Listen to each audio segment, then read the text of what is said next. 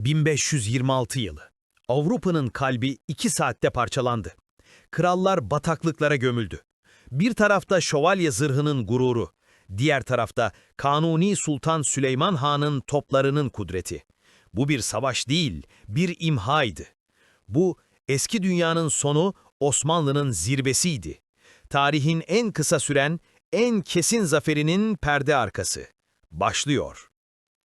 Tarih, sadece anlık olayları değil, yüzlerce yıllık siyasi, ekonomik ve dini çalkantıların birikimini anlatır. 16. yüzyılın başları Avrupa için bir dönüm noktasıydı. 1520 yılıydı. Akdeniz'den Mısır'a uzanan büyük bir imparatorluk, Osmanlı Devleti, tahtına yepyeni bir hükümdar oturtuyordu. Kanuni Sultan Süleyman Han. Henüz 30'unda bir genç olmasına rağmen, omuzlarında sadece atalarının muazzam mirası değil, aynı zamanda cihan hakimiyeti idealinin derin sorumluluğu vardı. Kanuni Sultan Süleyman Han'ın liderliği, Osmanlı'nın altın çağına damga vuracak, imparatorluğun sınırlarını Viyana'nın kapılarına kadar dayandıracaktı. Tarihçiler Kanuni Sultan Süleyman Han'ın sadece bir fatih değil, aynı zamanda bir kanun koyucu ve diplomat olduğunu söylerler. Onun döneminde devlet idaresinde adaletin ve kudretin dengesi mutlak zirveye ulaşmıştır. Allah'ın izniyle Osmanlı Devleti bir medeniyet projesi olarak fethettiği topraklara sadece gücünü değil, aynı zamanda düzenini ve hoşgörüsünü de götürüyordu.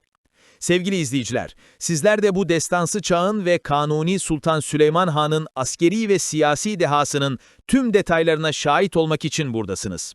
Eğer tarihin akışını değiştiren bu hikayeleri bu derinlikte kaçırmak istemiyorsanız, lütfen hemen şimdi abone olun ve bildirim zilini açarak bu büyük tarih yolculuğunun bir parçası olun. Unutmayın, bu büyük projeyi desteklemek için tek yapmanız gereken abone olmak. Şimdi 16. yüzyılın en büyük mücadelesine, Mohaç'a giden yola çıkıyoruz. Kanuni Sultan Süleyman Han'ın karşısında batıda rakip tek bir hanedan vardı, Habsburglar. Onların başı Şerlken idi. Kutsal Roma Cermen İmparatoru unvanını taşıyan bu hükümdar geniş bir coğrafyayı yönetiyordu. Avrupa bu iki süper gücün, Osmanlı ve Habsburg'un kıtayı kimin yöneteceğine dair girdiği büyük rekabetin tam ortasında kalmıştı. Macaristan, Osmanlı için sadece bir fetih hedefi değil, aynı zamanda Habsburgların önünü kesmek için stratejik bir kilit noktasıydı. Osmanlı, Kanuni Sultan Süleyman Han'ın tahta çıkışından önce Belgrad'ı 1521 fethederek bu kilidin ilk anahtarını zaten çevirmişti. Bu fetih, Macaristan'ın savunma hattında açılmış dev bir gedikti ve Mohaç'ın kaçınılmazlığını ilan ediyordu. Kanuni Sultan Süleyman Han, Avrupa siyasetindeki ince dehasıyla düşmanının zayıflıklarını büyük bir ustalıkla analiz ediyor, en doğru zamanı kolluyordu. 1525 yılında Şerlken'e esir düşen Fransa kralı 1. François'nın annesi, bir Hristiyan prensi kurtarmak için İstanbul'a Ulu Hünkârımız Kanuni Sultan Süleyman Han'ın huzuruna elçi gönderdi. Bu tarihin en büyük ironisiydi ve aynı zamanda bir diplomasi şaheseriydi. Hristiyan dünyası bölünmüştü ve bir Katolik kral bir diğer Katolik krala karşı İslam'ın sancaktarından yardım istiyordu. Kanuni Sultan Süleyman Han bu fırsatı anında gördü ve Avrupa'daki Hristiyan birliğini parçalama, Şerlken'i iki cephede savaşa zorlama planını devreye soktu. Macaristan seferi bu büyük planın ilk ve en kritik adımıydı. Osmanlı sadece savaş meydanında değil, aynı zamanda diplomatik koridorlarda da Batı'nın zaaflarını kendi lehine çevirmeyi ustalıkla başarmıştı. Macaristan Krallığı'nın durumu sadece siyasi değil, derin yapısal bir felaketti. Genç Kral II. Lajos, otoritesi zayıf, soylularının açgözlülüğü ise sınırsızdı. Ülkenin hazinesi boştu. Zira soylular vergi vermeyi reddediyor, merkezi otoriteyi hiçe sayıyorlardı. Krallık borç batağında yüzüyordu. Savaş için asker toplamak bir yana, saray masraflarını bile karşılayamaz durumdaydı. Macaristan'ın askeri gücünün temelini oluşturan soylu süvariler bile kendi küçük çıkarları için birbirleriyle mücadele etmekten Osmanlı tehdidine odaklanamıyorlardı. 1514 yılında gerçekleşen György Doza köylü isyanı, Macaristan'daki toplumsal yarıkları derinleştirmişti. Bu iç savaş ortamı, ordunun ana kaynağı olan halkın moralini ve direnme gücünü sıfırlamıştı. Macaristan, Mohaç'a gelmeden önce kendi kendine yenilmiş bir krallıktı. Lajos, askeri birliği sağlamak için olağanüstü vergiler koymaya çalıştı. Ancak soylular bu kararlara uymayı reddettiler. Kralın bizzat annesi bile Avrupa'nın diğer krallıklarından yardım dileniyor, ancak yardım gelmiyordu. Batı'nın bu ilgisizliği, Osmanlı'nın ne kadar doğru bir zamanda, ne kadar haklı bir hedefe yürüdüğünü gösteriyordu. Osmanlı, iyi niyetli bir elçi göndererek Macaristan'dan barışçıl bir çözüm istemişti. Ancak Kral Lajos'un bu elçiyi ya hapse atması ya da öldürtmesi bardağı taşıran son damla oldu. Bu pervasızlık, Kanuni Sultan Süleyman Han'ın kararını kesinleştirdi. Bu sadece bir askeri harekat değil, bir siyasi onur ve intikam meselesiydi. Bu hakarete verilecek cevap, tüm Avrupa'ya Osmanlı'nın gücünü ve devlet ciddiyetini haykıracaktı. Kanuni Sultan Süleyman Han'ın 1526'da başlattığı sefer sadece asker sayısıyla değil, askeri mühendislik ve lojistik kusursuzluğuyla da tarihe geçmiştir. Osmanlı ordusu yüzlerce top ve tonlarca mühimmatı yüzlerce kilometre öteye, Mohaç Ovası'na taşımak zorundaydı.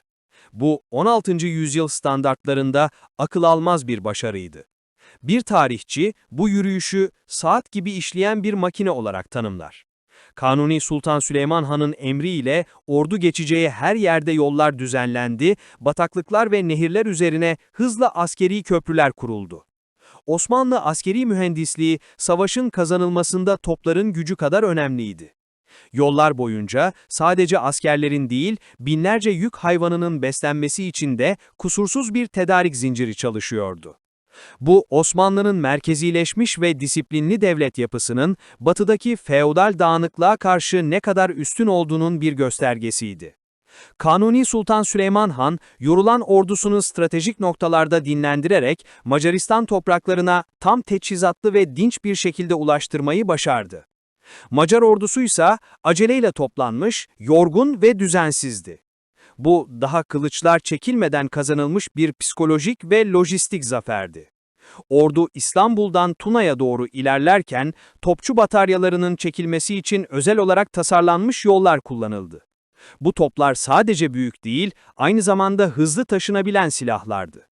Bu lojistik beceri, Macaristan'ın iki orduyu bir araya getirme çabalarının aylarca sürdüğü, açlık ve hastalıkla boğuştuğu bir dönemde Osmanlı'nın ne kadar ciddi ve organize olduğunu gösteriyordu. Seferin hızı ve düzeni Macarların toplanma planlarını tamamen alt-üst etmişti. Mohaç Ovası'na inen güneş, artık sadece bir askeri karşılaşmanın değil, iki dünya düzeninin kaçınılmaz çarpışmasının habercisiydi. Kanuni Sultan Süleyman Han'ın yorucu lojistik dehasının ardından, 29 Ağustos 1526 sabahı her şeyin nihai olarak çözüleceği gün gelip çatmıştı. Mohaç Ovası, Kanuni Sultan Süleyman Han'ın dehasını göstereceği bir satranç tahtasıydı. Macarların komutanları, geleneksel savaş usullerine olan sarsılmaz inançlarıyla, ordularını en güçlü kozları olan ağır zırhlı süvari üzerine kurmuşlardı. Kanuni Sultan Süleyman Han'ın komutanları, Macar ordusunun savaş stratejisini çok iyi biliyordu. Ağır zırhlı süvarilerin amansız hücumu. İşte burada Kanuni Sultan Süleyman Han'ın ve Vezir-i Azam Pargalı İbrahim Paşa'nın askeri zekası devreye girdi.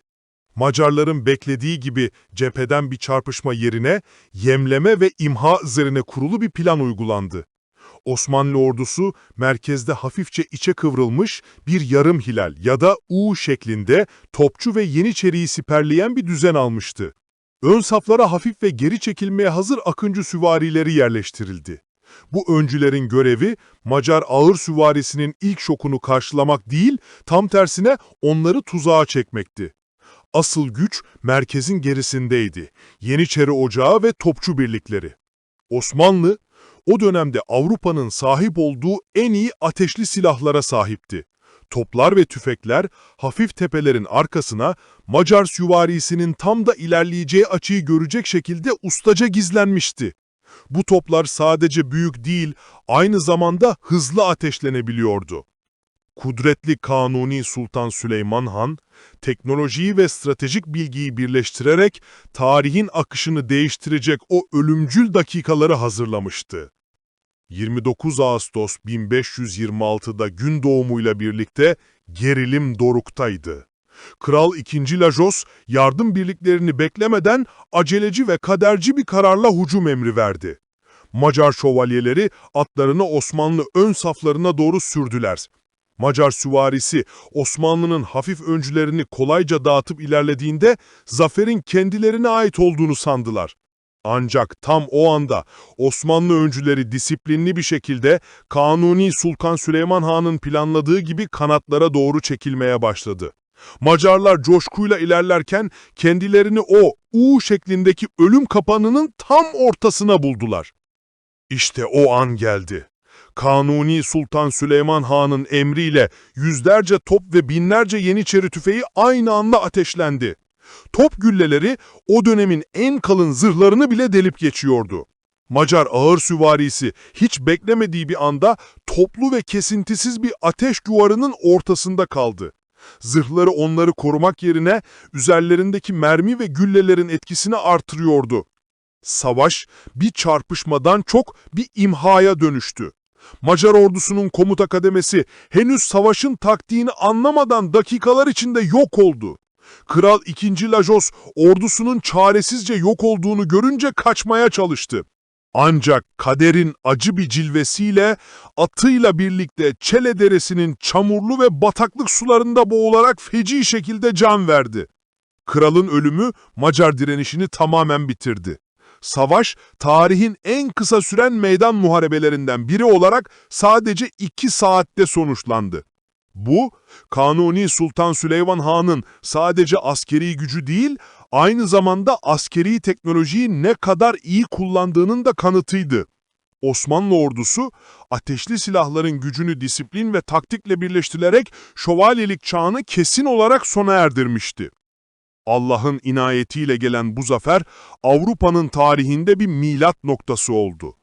Mohaç Ovası'ndaki zaferin yankıları tüm Avrupa'da büyük bir şok dalgası yarattı. Macaristan Krallığı resmen sona erdi. Kanuni Sultan Süleyman Han bu dine muzaffer bir şekilde girdi. Kanuni Sultan Süleyman Han Macaristan'ı hemen tamamen ilhak etmek yerine ustaca bir siyasi hamle yaptı. Macaristan'ı 3'e böldü. Bu siyasi hamle Osmanlı'nın sınır güvenliğini sağlarken Habsburgları ve Osmanlı'yı doğrudan karşı karşıya getirdi. Artık düşmanımız Avrupa'nın en güçlü hanedanlarından biriydi. Mohaç, Kanuni Sultan Süleyman Han'ın sadece bir padişah değil, dünya siyasetinin ana figürü olduğunu kanıtladı. Zafer, Osmanlı'yı gücünün zirvesine taşıdı ve 1683 Viyana kuşatmasına kadar sürecek olan Osmanlı-Avusturya rekabetini başlattı. Ulu hünkârımız Kanuni Sultan Süleyman Han, bu seferle sadece toprak kazanmadı, aynı zamanda batıda ona duyulan saygıyı ve korkuyu da artırdı. Mohaç Meydan Muharebesi askeri tarihe damgasını vurdu. Bize gösterdi ki bir savaşta belirleyici olan sadece asker sayısı ya da cesaret değildir. Strateji, teknoloji ve disiplindir. Macarların geleneksel ağır süvariye olan bağlılığı, Kanuni Sultan Süleyman Han'ın topçu ve Yeniçeri ateş gücünü birleştiren modern taktiği karşısında yok oldu. Tarih, değişime ayak uyduramayanları affetmezdi. Mohaç, o günkü dünyanın en büyük askeri ve siyasi dersi olarak tarihe kazındı. Kanuni Sultan Süleyman Han'ın Mohaç'tan sonraki siyasi manevraları onun ileri görüşlülüğünü bir kez daha kanıtladı. Macaristan üzerindeki dolaylı kontrol, Osmanlı'nın kaynaklarını gereksiz yıpratmadan Habsburg tehdidini sürekli kontrol altında tutmasını sağladı. Osmanlı Devleti bir kez daha Doğu'nun ve Batı'nın kesişim noktasında tarihin en uzun soluklu ve en kudretli imparatorluklarından biri olarak yerini pekiştirdi. Böylece Kanuni Sultan Süleyman Han'ın dehası, Osmanlı Devleti'nin yüzyıllar boyunca inşa ettiği disiplin ve adalet sistemiyle birleşerek bir krallığın kaderini 2 saatte mühürledi. Macaristan çöktü. Avrupa sarsıldı. Ama Osmanlı sadece bir imparatorluk olmanın ötesinde dünyayı yeniden şekillendiren bir medeniyet gücü olduğunu kanıtladı. Osmanlı'nın gücü sadece kılıçta değildi. Osmanlı'nın gücü, Kanuni Sultan Süleyman Han'ın adaletiyle yönetilen, farklı inanç ve kültürleri barındıran, lojistik harikaları yaratan, mimaride ve sanatta zirveye ulaşmış görkemli bir devlet nizamında yatıyordu. Mohaç, bu görkemin sadece askeri bir yansımasıydı. Bu topraklar üzerinde bıraktığı iz sadece fetihler değil, aynı zamanda köprüler, camiler, medreseler ve yüzyıllar süren barış, Pax Ottomana dönemiydi. Osmanlı Devleti, bir kez daha, tarihin en uzun soluklu ve en kudretli imparatorluklarından biri olarak yerini pekiştirdi. Kanuni Sultan Süleyman Han'ın Mohaç'tan Budin'e taşıdığı sancağın gölgesi, yüzyıllar boyunca Orta Avrupa'nın kaderini belirledi. Bu görkemli miras hiçbir zaman unutulmayacaktır. Peki sizce Mohaç'ta bu büyük farkı yaratan Kanuni Sultan Süleyman Han'ın askeri vizyonu muydu, yoksa Macar soylularının bitmek bilmeyen bencilliği miydi? Düşüncelerinizi yorumlarda bizimle paylaşın. Tarihin sır perdelerini aralamaya devam edeceğiz. Sevgili izleyiciler, sizler de bu destansı çağın ve Kanuni Sultan Süleyman Han'ın askeri ve siyasi dehasının tüm detaylarına şahit olmak için buradasınız. Eğer tarihin akışını değiştiren bu hikayeleri bu derinlikte kaçırmak istemiyorsanız, lütfen hemen şimdi abone olun ve bildirim zilini açarak bu büyük tarih yolculuğunun bir parçası olun.